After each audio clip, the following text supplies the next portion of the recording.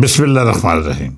ਸੱਜਣੋ ਤੇ ਮਿੱਤਰੋ, ਅੱਜ ਖੁਸ਼ੀਆਂ ਦਾ ਉਹ ਦਿਹਾੜ ਹੈ ਜਿਹੜਾ ਰੱਬ ਤਾਲਾ ਵੱਲੋਂ ਹਰ ਮੁਮਿਨ ਲਈ ਤੋਹਫਾ ਖਵਾਉਂਦਾ ਹੈ। ਇਹ ਉਹ ਦਿਨ ਹੈ ਜਦ ਮੁਸਲਮਾਨ 30 ਦਿਨਾਂ ਦਾ ਰਮਜ਼ਾਨ ਗੁਜ਼ਾਰ ਕੇ ਆਪਣੀਆਂ ਖਾਹਿਸ਼ਾਤ ਅਤੇ ਨਫਸ ਨੂੰ ਇੱਕ ਪਾਸੇ ਰੱਖ ਕੇ ਰੱਬ ਤਾਲਾ ਦੇ ਅਹਿਕਾਮਾਤ ਮੰਨਦਿਆਂ ਹੋਇਆਂ ਇਹ ਵਾਅਦਾ ਕਰਦਾ ਹੈ ਕਿ ਮੈਂ ਗੁਨਾਹ, ਲਾਲਚ, ਲੋਭ ਅਤੇ ਦੂਜੇ ਨਾਲ ਜ਼ਿਆਦਤੀ ਤੋਂ ਤਾਇਬ ਹੋਇਆ। ਈਦ ਦਾ ਦਿਨ ਖੁਸ਼ੀਆਂ ਦਾ ਦਿਨ ਹੈ। ਇਹ ਉਹ ਤਿਉਹਾਰ ਹੈ ਜਿਹਨੇ ਮੁਸਲਮਾਨਾਂ ਨੂੰ ਨਾ ਸਿਰਫ ਖੁਸ਼ੀ ਮਨਾਉਣ ਦਾ ਹੁਕਮ ਦਿੱਤਾ ਬਲਕਿ ਆਪਣੀ ਖੁਸ਼ੀਆਂ ਵਿੱਚ ਹਰ ਉਸ ਬੰਦੇ ਨੂੰ ਸ਼ਾਮਲ ਕਰਨ ਦੀ ਤਾਕੀਦ ਵੀ ਕੀਤੀ ਜਿਹਦੇ ਵਸਾਇਲ ਘੱਟ ਨੇ। ਜੇਕਰ ਅਸੀਂ ਰਮਜ਼ਾਨ ਦੇ ਮਹੀਨੇ ਦੀ ਅਜ਼ਮਤ, ਫਲਸਫਾ ਅਤੇ ਇਹਦੇ ਪਿੱਛੇ ਪੋਸ਼ੀਦਾ ਮਾਮਲਾਤ ਨੂੰ ਵੇਖੀਏ ਤਾਂ ਸਮਾਜੀ ਹਵਾਲੇ ਨਾਲ ਬਹੁਤ ਸਾਰੀਆਂ ਗੰਢਾਂ ਖੁੱਲ੍ਹਦੀਆਂ ਨੇ। ਰੋਜ਼ਾ ਰੱਖਣਾ ਰੱਬ ਦੀਆਂ ਉਹਨਾਂ ਨਿਅਮਤਾਂ ਤੋਂ ਹੱਥ ਖਿੱਚਣਾ ਹੈ ਜਿਹੜੀਆਂ ਤੁਹਾਡੀ ਦਸਤੇ 'ਚ ਹੋਣ ਦੇ ਬਾਵਜੂਦ ਤੁਹਾਡੇ ਲਈ ਮਮਨੂਨ ਨੇ।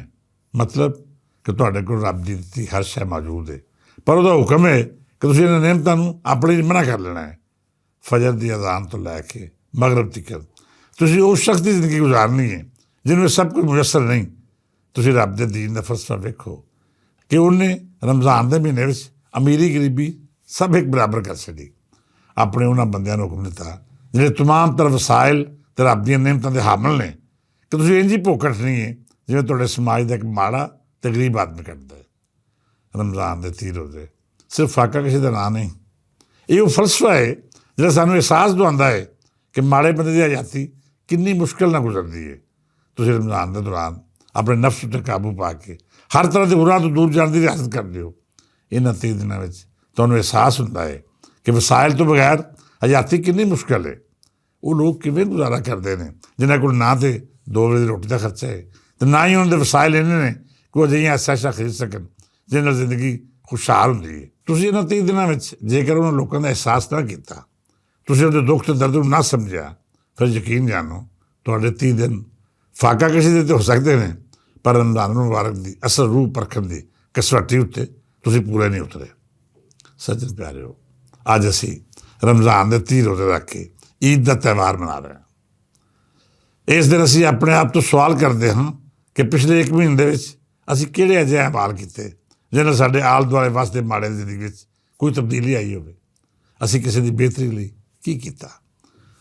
ਅਸੀਂ ਆਪਣੀਆਂ ਖਾਹਿਸ਼ਾਤ ਨੂੰ ਕੁਰਬਾਨ ਕਰਕੇ ਕਿੰਨੇ ਲੋਕਾਂ ਦੀਆਂ ਉਮੀਦਾਂ ਪੂਰੀਆਂ ਕੀਤੀਆਂ? ਅਤੇ ਸਭ ਤੋਂ ਵੱਡੀ ਗੱਲ ਇਹ ਕਿ ਅਸੀਂ 30 ਦਿਨਾਂ ਵਿੱਚ ਸਾਡੇ ਜੋ ਅਮਾਲ ਨੇ ਕੀ ਉਹ ਸਾਡੇ ਮਿਜ਼ਾਜ ਅਤੇ ਕਿਰਦਾਰ ਦਾ ਮੁਸਤਕਿਲ ਹਿੱਸਾ ਬਣ ਗਏ ਨੇ, ਜਾਂ ਫਿਰ ਅਸੀਂ ਕੈਦ ਦਾ 1 ਮਹੀਨਾ ਕੱਟ ਕੇ ਇੱਕ ਵਾਰੀ ਫਿਰ ਉਸੇ ਪੁਰਾਣੀ ਜ਼ਿੰਦਗੀ ਵੱਲ ਪਰਤ ਰਹੇ ਹਾਂ ਜਿਹਦੇ ਵਿੱਚ ਦੂਜੇ ਦਾ ਹੱਕ ਮਾਰਨਾ, ਚੋਰੀ, ਡਕੈਤੀ, ਘੱਟ ਤੋਲਣਾ ਅਤੇ ਦੂਜਿਆਂ ਨਾਲ ਜ਼ਿਆਦਤੀ ਕਰਨਾ ਸ਼ਾਮਿਲ ਹੈ।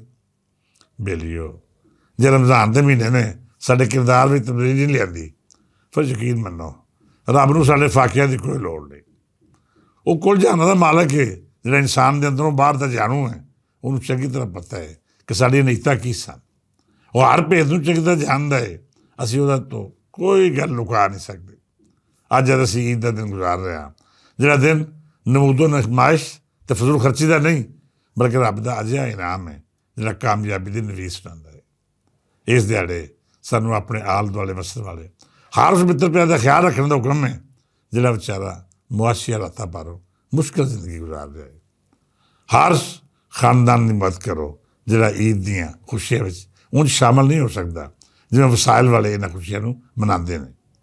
ਈਦੀ ਦਾ ਤਸੱਵੁਰ ਵੀ ਇਸੇ ਰਵਾਇਤ ਨਾਲ ਜੁੜਿਆ ਹੋਇਆ ਹੈ ਕਿ ਅਸੀਂ ਆਪਣੇ ਤੋਂ ਛੋਟੇ ਜਾਂ ਫਿਰ ਉਹਨਾਂ ਲੋਕਾਂ ਨੂੰ ਜਿਹੜੇ ਵਸਾਇਲ ਨਹੀਂ ਰੱਖਦੇ ਉਹਨਾਂ ਦੀ ਇੱਜ਼ਤ ਨਫਸ ਮਜ਼ਬੂਤ ਕੀਤੇ ਬਗੈਰ ਕੁਝ ਦੇ ਦੇਈਏ ਤਾਂ ਜੋ ਉਹ ਘੜੀ ਪਲ ਲਈ ਅਜਿਹੀਆਂ ਖੁਸ਼ੀਆਂ ਵਿੱਚ ਸ਼ਰੀਕ ਹੋ ਜਾਵਣ ਜਿਹੜੀਆਂ ਉਹਨਾਂ ਲਈ ਖਾਬ ਖਿਆਲ ਨੇ। ਸੱਜਣਾਂ ਦੇ ਮਿੱਤਰੋ, ਅਸੀਂ ਅਖਬਾਰਾਂ ਨਾਲ ਜੁੜੇ ਲੋਕ ਹਮੇਸ਼ਾ ਈਦ ਦੀਆਂ ਇਹਨਾਂ ਖੁਸ਼ੀਆਂ ਨੂੰ ਮਹਦੂਦ ਪੈਮਾਨੇ ਉੱਤੇ ਮਨਾਉਂਦੇ ਹਾਂ। ਇੱਕ ਤਾਂ ਸਾਡੀਆਂ ਛੁੱਟੀਆਂ ਘੱਟ ਅਤੇ ਉੱਤੋਂ ਬਦਬਖਤ ਮਾਫੀਆ ਜਿਹੜਾ ਮੀਡੀਆ ਦੀ ਸਨਅਤ ਉੱਤੇ ਕਾਬਜ਼ ਹੈ। ਇਹ ਲੋਕ ਹਰ ਸਾਲ ਕਰੋੜਾਂ ਰੁਪਏ ਦਾ ਬਿਜ਼ਨਸ ਕਮਾਉਂਦੇ ਨੇ ਪਰ ਇਹਨਾਂ ਨੂੰ ਤੌਫੀਕ ਨਹੀਂ ਹੁੰਦੀ ਕਿ ਆਪਣੇ ਕਾਮਿਆਂ ਦੇ ਨਾਲ ਕੀਤੇ ਵਾਅਦੇ ਨਿਭਾ ਸਕਣ। ਪਿਛਲੇ ਦਿਨੇ ਮੈਂ ਮੀਡੀਆ ਇੰਡਸਟਰੀ ਦੇ ਉਹਨਾਂ ਫਰੋਨਾਂ ਦਾ ਜ਼ਿਕਰ ਕੀਤਾ ਸੀ ਜਿਹਨੇ ਸਰਕਾਰਾਂ ਤੋਂ ਕਰੋੜਾਂ ਦੇ ਇਸ਼ਤਿਹਾਰ 'ਤੇ ਵਸੂਲ ਕਰ ਲਿਆ ਪਰ ਕਰਮ ਮਜ਼ਦੂਰਾਂ ਨੂੰ ਉਹਨੇ ਤਨਖਾਹਾਂ ਨਹੀਂ ਦਿੱਤੀਆਂ। ਉਦੋਂ ਮੈਂ ਗੱਲ ਰਮਜ਼ਾਨ ਦੇ ਮਹੀਨੇ ਦੀ ਕੀਤੀ ਸੀ ਅਤੇ ਅੱਜ ਈਦ ਦਾ ਦਿਹਾੜ ਹੈ। ਬਦਕਿਸਮਤੀ ਵੇਖੋ, ਇਹਦੇ ਉੱਤੇ ਵੀ ਕਈ ਮੀਡੀਆ ਹਾਊਸਿਸ ਨੇ ਆਪਣੇ ਤਨਖਾਹਾਂ ਕਲੀਅਰ ਨਹੀਂ ਕੀਤੀਆਂ। ਕਦੀ ਕਦੀ ਸੋਚਦਾ ਹਾਂ ਕਿ ਬਦਬਖਤ ਕਿੰਨੇ ਜ਼ਾਲਮ ਨੇ ਜਿਹੜੇ ਆਪ ਅਤੇ ਤਮਾਮ ਤਾਂ ਖੁਸ਼ੀਆਂ ਮਨਾਉਂਦੇ ਨੇ। ਇਹਨਾਂ ਦੇ ਬਾਲ ਬੱਚੇ ਵੀ ਤਿਉਹਾਰਾਂ ਨੂੰ ਭਰਪੂਰ ਤਰੀਕੇ ਨਾਲ ਇੰਜੋਏ ਕਰਦੇ ਨੇ ਪਰ ਜਿਹੜੇ ਇਹਨਾਂ ਦੀ ਕਾਮਯਾਬੀ ਅਤੇ ਇਮਾਰਤ ਦੀ ਅਸਲ ਵਜ੍ਹਾ ਨੇ ਜਿਹਨਾਂ ਦੀ ਮਿਹਨਤ ਨਾਲ ਇਹਨਾਂ ਦਾ ਰੋਜ਼ਗਾਰ ਚੱਲਦਾ ਹੈ, ਜਿਨ੍ਹਾਂ ਦਿਨ ਰਾਤ ਇੱਕ ਕਰਕੇ ਇਹਨੂੰ ਖੁਸ਼ਹਾਲ ਕੀਤਾ, ਇਹਨਾਂ ਬਦਬਖਤਾਂ ਨੇ ਉਹਨਾਂ ਦੀਆਂ ਖੁਸ਼ੀਆਂ ਦੇ ਦੀਵੇ ਇੰਝ ਬੁਝਾ ਛੱਡੇ ਜਿਵੇਂ ਉਹਨਾਂ ਘਰ ਮਾੜਾ ਮੋਟਾ ਚਾਨਣ ਹੋ ਗਿਆ ਅਤੇ ਬਦਬਖਤ ਉੱਜੜ ਜਾਣਗੇ। ਅਖਬਾਰੀ ਸਨਅਤ ਜਾਂ ਇਲੈਕਟ੍ਰੋਨਿਕ ਮੀਡੀਆ ਦੇ ਕਈ ਚੈਨਲ ਵਿੱਚ ਅੱਜ ਦੇ ਦਿਨ ਵੀ ਵਰਕਰ ਤਨਖਾਹਾਂ ਤੋਂ ਮਾਰੂਮ ਰਿਹਾ। ਮੈਂ ਉਹਨਾਂ ਸੱਜਣ ਪਿਆਰਿਆਂ ਦੇ ਦੁੱਖ 'ਚ ਬਰਾਬਰ ਦਾ ਸ਼ਰੀਕ ਹਾਂ ਜਿਹਦੇ ਵਸਾਇਲ ਸੇਠ ਮਾਫੀਆ ਲੁੱਟ ਕੇ ਖਾ ਗਿਆ, ਉਹ ਕਲਮ ਮਜ਼ਦੂਰ ਵੀ ਜਿਹਦਾ ਰੋਜ਼ਗਾਰ ਖੁੱਸ ਗਿਆ ਅਤੇ ਹੁਣ ਦੀ ਈਦ ਦੀਆਂ ਖੁਸ਼ੀਆਂ ਦੀ ਥਾਵੇਂ ਇੱਕ ਉਦਾਸੀ ਅਤੇ ਮਾਯੂਸੀ ਨੂੰ ਆਪਣੇ ਮਜ਼ਾਜ ਦਾ ਹਿੱਸਾ ਬਣਾ ਕੇ ਦਿਨ ਗੁਜ਼ਾਰਿਆ। ਮੈਂ ਇਹਨਾਂ ਸਭ ਮਿੱਤਰ ਪਿਆਰਿਆਂ ਲਈ ਦੁਆ ਗੋ ਹਾਂ, ਰੱਬ ਸੱਚਾ ਇਹਦੀਆਂ ਮੁਸ਼ਕਿਲਾਂ ਆਸਾਨ ਕਰੇ, ਇਹਨਾਂ ਲੁੱਟਣ ਵਾਲੇ ਬਰਬਾਦ ਹੋ ਜਾਣ ਅਤੇ ਹਰ ਉਹ ਤਬਕਾ ਜਿਹੜਾ ਕਿਸੇ ਦਾ ਵੀ ਇਸਤਹਿਸਾਲ ਕਰ ਰਿਹਾ ਹੈ ਰੱਬ ਉਹਦੇ ਤੋਂ ਅਜਿਹਾ ਹਿਸਾਬ ਲਵੇ ਕਿ ਉਹ ਕਿਆਮਤ ਤੱਕ ਨਿਸ਼ਾਨੇ ਇਬਰਤ ਬਣਿਆ ਰਹੇ। ਮਿੱਤਰੋ, ਮੈਂ ਇਸ ਦੁਆ ਦਾ ਇਜਾਜ਼ਤ ਚਾਹਾਂਗਾ ਕਿ ਰੱਬ ਸੱਚਾ ਈਦ ਦੇ ਇਸ ਦਿਹਾੜੇ ਤੁਹਾਡੀ ਹਰ ਉਹ ਦੁਆ ਕਬੂਲ ਕਰੇ ਜਿਹੜੀ ਇਸ ਧਰਤੀ ਉੱਤੇ ਦੁੱਖਾਂ, ਦਰਦਾਂ ਅਤੇ ਅਜ਼ਮਾਇਸ਼ਾਂ ਦੇ ਮੌਸਮ ਨਾਲ ਨੂੰ ਟਾਲ ਦੇਵੇ।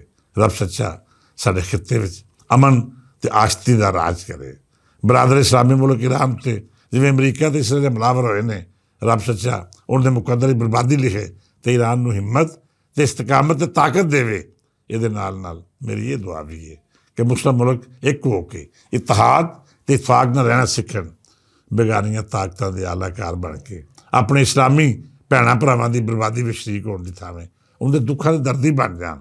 ਅੱਜ ਦਾ ਦਿਨ ਸਭ ਨੂੰ ਮੁਬਾਰਕ, ਅੱਜ ਦੇ ਦਿਨ ਇਹ ਖੁਸ਼ੀਆਂ ਸਭ ਨੂੰ ਮੁਬਾਰਕ। ਇਹਨਾਂ ਮੁਹੱਬਤਾਂ ਦੇ ਨਾਲ ਮੈਨੂੰ ਇਜਾਜ਼ਤ ਦਿਓ, ਈਦ ਦਾ ਦਿਨ ਖੂਬ ਮਨਾਓ ਅਤੇ ਆਪਣੇ ਆਲੇ ਦੁਆਲੇ ਵਸਣ ਵਾਲਿਆਂ ਨੂੰ ਵੀ ਆਪਣੀ ਖੁਸ਼ੀਆਂ 'ਚ ਸ਼ਾਮਲ ਰੱਖੋ। ਫਿਰ ਮਿਲਾਂਗੇ, ਰੱਬ ਰੱਖਾ।